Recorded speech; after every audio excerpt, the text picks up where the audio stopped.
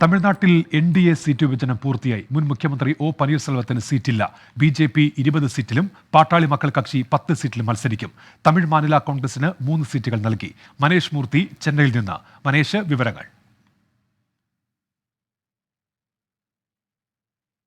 ഉന്മേഷ, ഏറെ പ്രതീക്ഷയോടുകൂടിയാണ് NDA മുന്നണിയുടെ ഭാഗമായി OPS എത്തുന്നത്.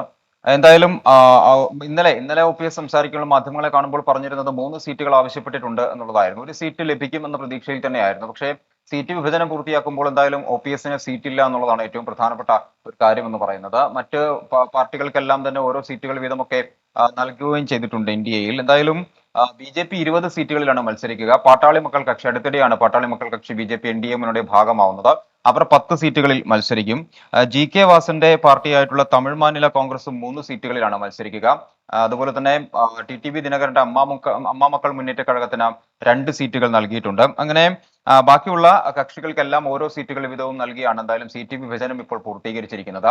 വളരെ വേഗത്തിൽ തന്നെ സ്ഥാനാർത്ഥി നിർണയത്തിലേക്ക് കടക്കുന്നു എന്നുള്ളതാണ് NDAയിൽ നിന്നും ലഭിക്കുന്ന വിവരങ്ങൾ. അത് അടുത്ത ദിവസങ്ങളിൽ തന്നെ സ്ഥാനാർത്ഥി പ്രഖ്യാപനം ഉണ്ടാവും. BJPയുടേത് പ്രതിപക്ഷ കേന്ദ്രത്തിൽ നിന്നായിരിക്കും വരിക എന്നുള്ളതാണ് മനസ്സിലാക്കുന്നത്. എന്തായാലും OPS വലിയ പ്രതീക്ഷയിലായിരുന്നു ഈ പറഞ്ഞ രീതിയിൽ NDA മുന്നണിയിൽ എത്തിയിരുന്നത്. പക്ഷെ എന്തായാലും അദ്ദേഹത്തിന് സീറ്റ് നൽകേണ്ടതില്ല എന്നൊരു തീരുമാനം. ശരി മനേഷ്, ഏതായാലും സീറ്റ് വിഭജനം പൂർത്തിയാകുമ്പോൾ ഒ പനീർസെൽവത്തിന് സീറ്റില്ല.